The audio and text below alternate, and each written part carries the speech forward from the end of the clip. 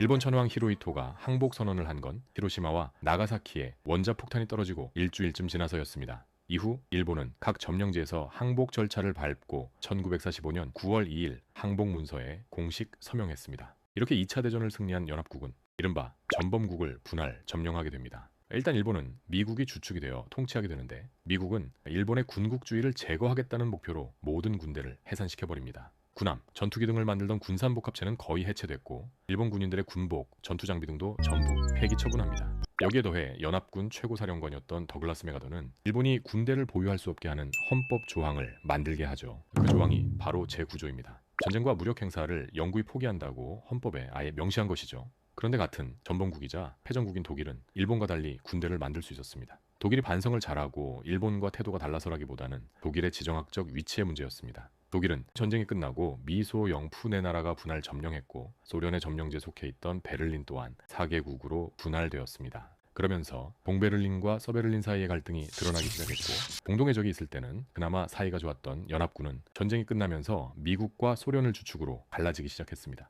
냉전이 시작된 겁니다. 소련과 동독의 위협에 맞서야 했던 미국은 서독을 재무장시켜야 했고, 1955년 서독군 분데스베어가 창설됩니다. 이 내용대로라면 일본 헌법을 세계 유일의 평화헌법이라고 부르는 것이 이해가 됩니다. 그런데 2025년 말 다카이치 사나이 총리는 중국의 대만 공격 시 일본 자위대를 동원하여 대응할 수 있다고 언급했습니다. 일본은 헌법에 의해 전쟁을 못한다더니 일본의 자위대와 일반 군대는 어떤 차이가 있는 걸까요? 일본의 자위대는 세계 상위권의 군사력을 가졌고, 일본 정부는 자위대를 국제법상 군대로 규정합니다. 물론 패전 직후 일본은 비무장 상태였습니다. 하지만 경찰 예비대, 보안대를 거쳐 1954년 자위대가 창설됩니다. 당연히 이들은 자국 방위를 위한 최소한의 무력 행사만 가능했습니다. 그러던 2015년 아베 정권 당시 일본은 기존 헌법 조항의 해석을 달리하면서 집단적 자위권 행사를 제한적으로 허용합니다. 간단히 말하면 타국이 공격받았을 때도 일본의 국가 존립 위기 사태로 간주되면 무력 대응할 수 있다는 겁니다. 그러니까 중국의 대만 공격이 일본의 존립 위기 사태로 이어질 수 있고, 그렇다면 중국에 대한 군사적 개입도 할 수 있다는 것이죠. 일본은 현재 방위비의 규모를 점점 늘려가고 있으며 2027년까지 GDP 대비 2% 이상으로 증액할 계획입니다. 이는 동맹국의 방위비 증액을 계속 압박해온 트럼프 행정부의 요구와도 닿아 있습니다. 일본은 현재 헌법 문구만 그대로인 채 사실상 전쟁 가능한 국가를 향해 달려가고 있습니다.